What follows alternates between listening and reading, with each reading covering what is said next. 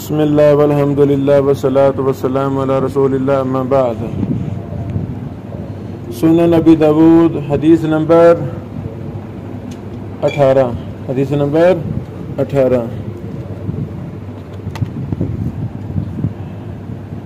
ہم نے الحمدللہ 5-6 نسخوں سے ابو داود کی حدیث کا مطالعہ کیا۔ جو نسخے ہمارے پاس دستیاب ہیں، کچھ نسخے شروحات کے ساتھ ہیں، کچھ الگ ہیں، مستقل نسخے ہیں مختلف محدثین کی تحقیق سے چھپے ہوئے۔ الحمدللہ تمام کا متن اور سند ایک ہی ہے، تمام کا سند اور متن ایک ہی ہے، صرف لفظ عز و جل یہ کچھ نسخوں میں ہے، کچھ نسخوں میں نہیں ہے۔ مثلا شیخ مشہور حسن صاحب حافظ اللہ کے نسخہ میں ہے، اسام موسیٰ حادی صاحب کے نسخہ میں نہیں ہے، اسی طرح غایت المقصود میں بھی نہیں ہے، اور کچھ نسخوں میں ہے۔ بہرحال فائدہ کیا ہے؟ ایک حدیث کو زیادہ سے زیادہ فائدہ یہ ہے تاکہ ہمیں یقین ہو جائے کہ اس حدیث کا سند اور متن یہی ہے جس کی ہم تحقیق کر رہے ہیں، جو ہمارے دراسہ میں ہے یہی ہے، اس میں اختلاف نہیں ہے۔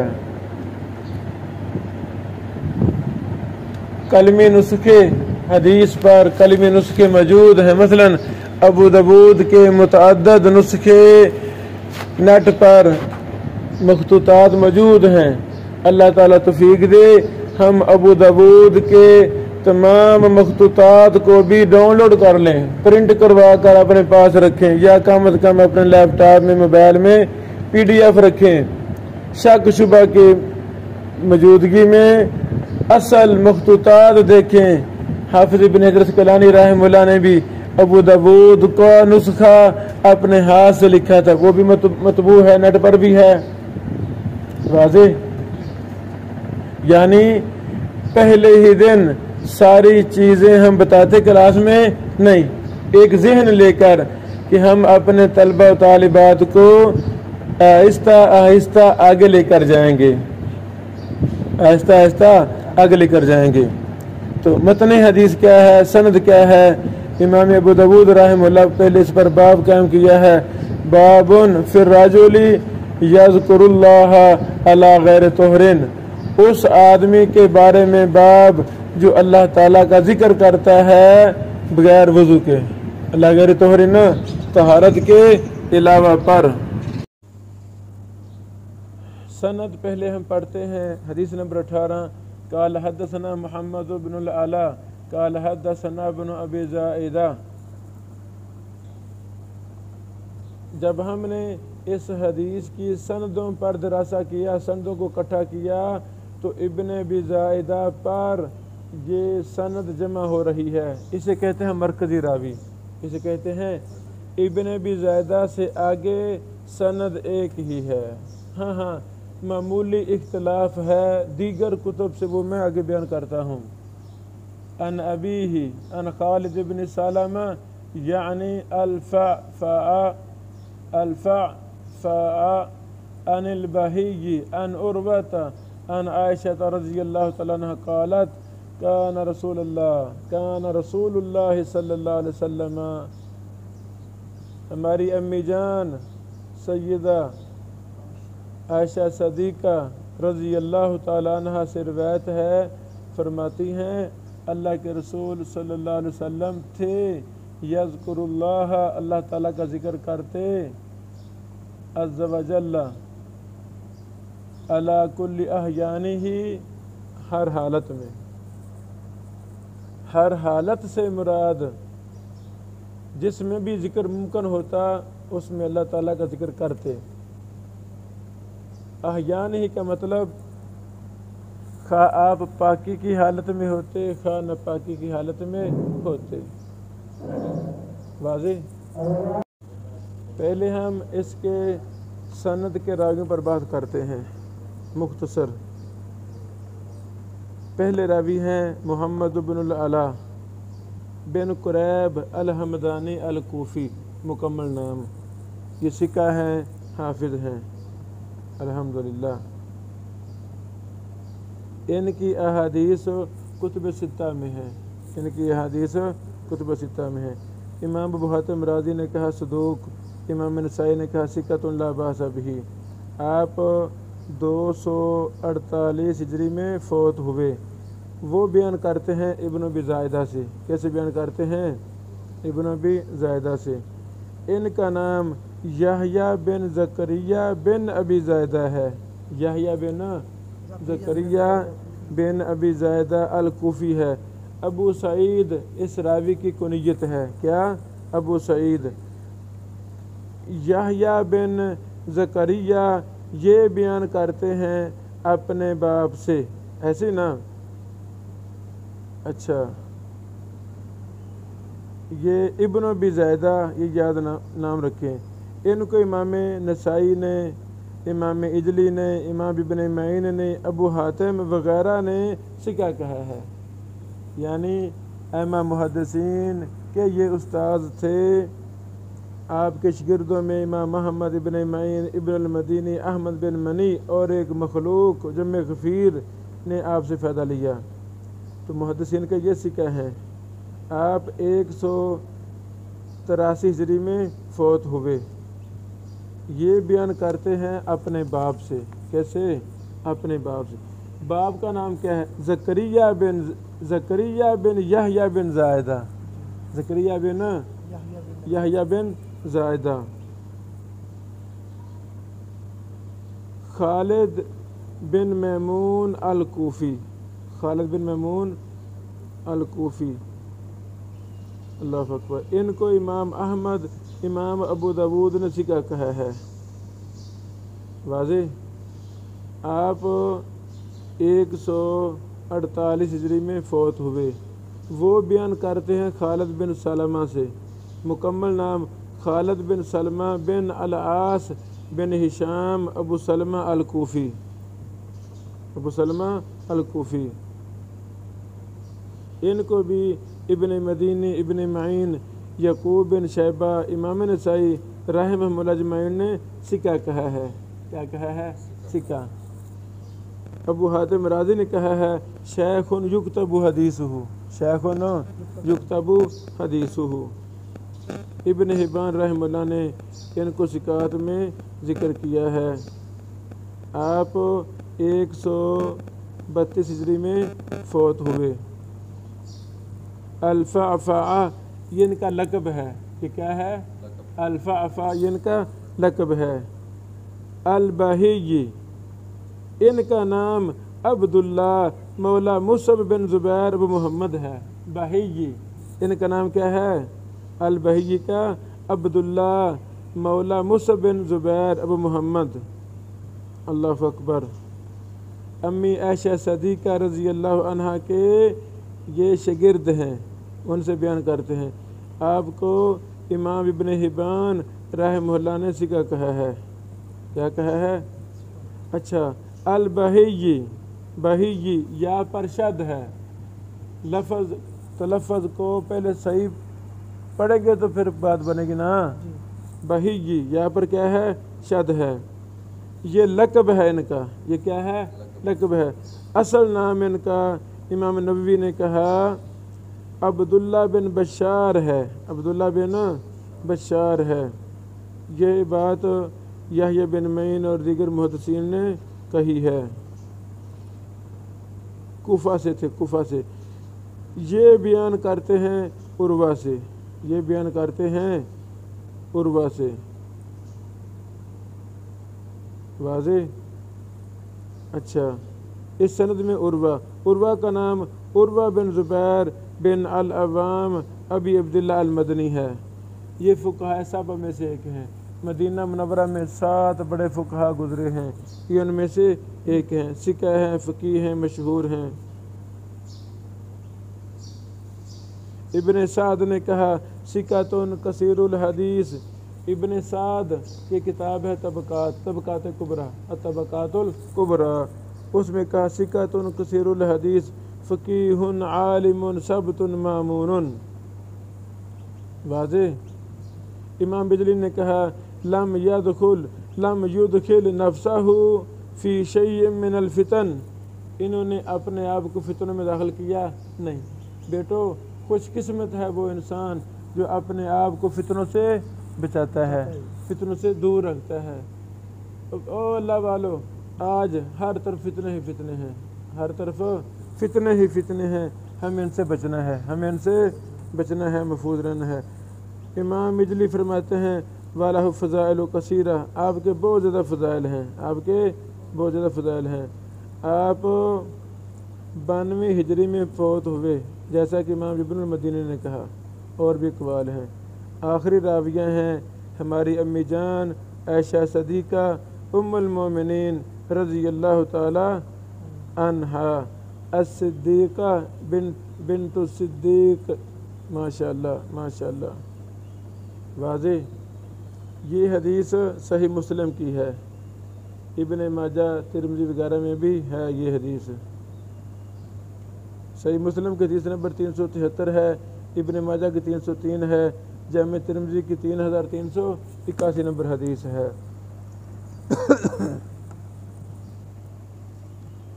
اب چند اور باتیں بھی میں بیان کرنا چاہتا ہوں۔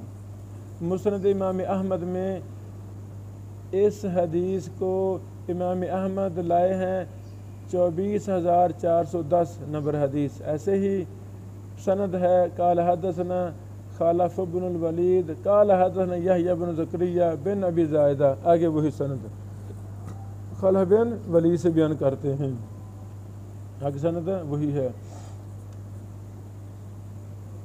ہم طلبہ ہیں، ہم کیا ہیں؟ طلبہ ہیں، علم حدیث کو سیکھنا چاہتے ہیں۔ ہمیں حدیث کی، جیسے ہم بار بار کہتے ہیں باب دیکھو، زیادہ زیادہ سندیں اکٹھی کرو، متن اکٹھے کرو، ترک اکٹھے کرو، تخریج کرو، زیادہ سے زیادہ کوشش کرو، توابع زیادہ سے زیادہ کوشش کرو جمع کریں کہ اس راوی کے اور بیان اور کلاس فیلو کون ہیں، اس طبقہ کے اور راوی کون ہیں، شواہد زیادہ سے زیادہ اکٹھے کرو، یہی حدیث اور کس کے صحابی سے مروی ہے، وغیرہ وغیرہ۔ تو آج میں ایک نیا چیز بیان کرنا چاہتا ہوں کہ ہم نے ایک سے زیادہ محققین کی تحقیق کو پڑھنا ہے۔ مثلا کل ہم نے شیخ البانی رحمہ اللہ کا ذکر کیا، پرسوں بھی ذکر کیا، پچھلے دنوں میں۔ آج میں ایک اور بڑے محدث جو شیخ البانی صاحب کے البانیہ شہر سے ہی تھے، کٹھے رہے ساری زندگی، رشتہ دار بھی تھے، ان کا نام تھا شیخ شعیب ارناؤت۔ کیا؟ یعنی رشتہ دار نہیں تھے بلکہ ان کے والدین آپس میں بڑے قریبی دوست تھے۔ جب ادھر فتنہ فساد برپا ہوا البانیہ میں تو یہ کٹھی فیملیاں وہاں سے ہجرت کر کے دمشق آئیں۔ اس طرح دونوں ہی محدث تھے۔ شعیب ارناؤت صاحب نے بڑی کتابوں پر کام کیا، مسند احمد پر بھی کام کیا۔ وہاں لکھا ہے شعیب ارناؤت صاحب نے اسناد ہو صحیح، رجال ہو ثقات، رجال الشیخین، اس کے سارے راوی ثقہ ہیں، شیخین بخاری مسلم کے راوی ہیں، خالد بن سلمہ اور بہی کے علاوہ، خالد بن سلمہ اور بہی کے علاوہ۔ اچھا، یہ جو بہی ہیں یعنی یہ جو دونوں ہیں خالد بن سلمہ اور بہی، یہ صحیح مسلم کے راویوں میں سے ہیں، یہ صحیح مسلم کے راویوں میں سے ہیں۔ اچھا، اور خلف بن ولید، یہ جو پہلا راوی ہے مسند احمد کا، پہلا راوی مسند احمد کا، یہ فمن رجال التعجیل، التعجیل یہ ابن حجر کی کتاب ہے، یہ ابن حجر کی، اس کا نام ہے تعجیل المنفعہ، تعجیل المنفعہ۔ اچھا، التعجیل کے راوی میں سے ہے۔ التعجیل میں وہ راوی ہیں، التعجیل میں وہ راوی ہیں جو کتب، یہ جو ائمہ اربع امام مالک، امام احمد بن حنبل، امام ابو حنیفہ اور امام شافعی رحمہم اللہ اجمعین، ان کی احادیث کے، ان کی کتابوں کے راوی جو تہذیب کے علاوہ ہیں وہ ابن حجر صاحب نے تعجیل المنفع میں جمع کیے ہیں، یہ بھی اسی کا راوی ہیں۔ سمجھ لگا یہ مسئلہ؟ اچھا، پھر یہ حدیث جیسے میں نے بولا صحیح مسلم 373 نمبر، ابو داؤد 18 نمبر، ترمذی 3384 نمبر میں ہے، علل کبیر میں بھی ہے ترمذی صاحب کی، جلد نمبر 2 صفحہ 904 میں ہے، ابن ماجہ 302، ابو یعلا 4699، ابن خزیمہ 207، ابو وانا جلد 1 صفحہ 217، ابن حبان 802، سنن کبری بہقی جلد 1 صفحہ نمبر 90، شرح سنن بغوی حدیث نمبر 274۔ یہ ساری تخریج کس نے کی ہے؟ شعیب ارناؤت صاحب نے مسند احمد کی تحقیق میں۔ من طرق ان یحییٰ بن زکریا بن ابی زائدہ بہذا الاسناد، آگے ساری وہی سند ہے، آگے ساری وہی سند ہے۔ اچھا، اور زکریا کا نام ابن خزیمہ کے نسخہ سے گر گیا ہے۔ لو جی راضی ہو؟ نسخے دیکھنے کا فائدہ، زکریا کا نام ابن خزیمہ کے نسخے سے گر گیا ہے۔ امام ترمذی صاحب نے کہا علل کے اندر، امام ترمذی کی دو ہیں علل، علل کبیر، علل صغیر، علل کبیر اور علل صغیر دو ہیں۔ امام ترمذی نے کہا میں نے سوال کیا امام بخاری سے اس حدیث کے بارے میں، تو امام بخاری صاحب نے کہا وہ حدیث صحیح، واہ بولو حدیث صحیح، الحمدللہ الحمدللہ۔ امام بخاری صاحب کے ہاں یہ حدیث کیا ہے؟ صحیح ہے۔ اور امام بخاری رحمہ اللہ اسی حدیث کو صیغہ جزم کے ساتھ معلق بھی لائے ہیں صحیح بخاری کے اندر،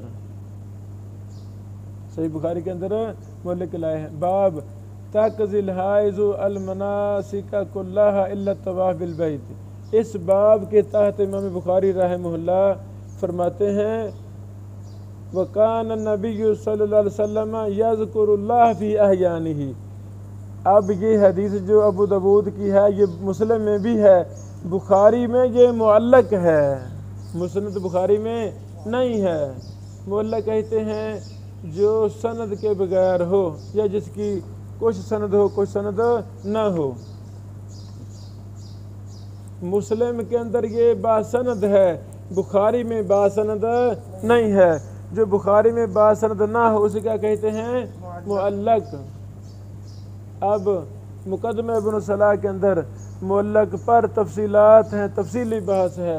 معلق کی قسمیں ہیں، صیغہ بالجزم کے ساتھ مراد معروف کا صیغہ، معلوم کا صیغہ، جیسے کالا ہے، کانا ہے، معلوم کے صیغے، کالا معلوم کا صیغہ۔ اگر مجہول کا صیغہ ہوتا کیلا تو پھر صیغہ تمریز تھا، پھر صیغہ تمریز تھا۔ اس میں بھی تفصیلات ہیں معلق کے حوالہ سے، اس پر ہم نے تفصیلات شیئر کی ہیں اپنے دوسرے لیکچروں میں، وہ میں آپ کے کلاس روم میں شیئر کر رہا ہوں تاکہ وہ سنا جائے۔ اسی طرح اور بھی فوائد ہیں، مثلا شرح معانی الآثار طحاوی کی جلد 1 صفحہ 88، ابن حبان حدیث نمبر 801، یہ بیان کرتے ہیں ابو قریب کے طریق سے، یعنی امام طحاوی علی بن منصور کی سند سے اور ابن حبان ابو قریب کی سند سے، یہ دونوں بیان کرتے ہیں یحییٰ بن زکریا بن ابی زیدہ کی سند سے۔ آگے وہی آگے ان دونوں کی سندوں میں شرح معانی الآثار طحاوی اور ابن حبان کی سند میں البہیہ کا ذکر نہیں ہے، سند میں ذکر نہیں ہے البہیہ کا، البہی کا۔ اچھا، یہ چند وہ فوائد تھے جو شعیب ارناؤت صاحب نے مسند احمد کی تحقیق میں جمع کیے لکھے۔ آگے ہیں شیخ البانی صاحب رحمہ اللہ۔ شیخ البانی صاحب فرماتے ہیں اسنادہ صحیح علی شرط مسلم، مسلم کی شرط پر یہ حدیث صحیح ہے۔ اور اس کو ابو عوانہ نے بھی اپنی صحیح میں ذکر کیا ہے، امام ترمذی نے اس کو صحیح کہا ہے۔ واضح؟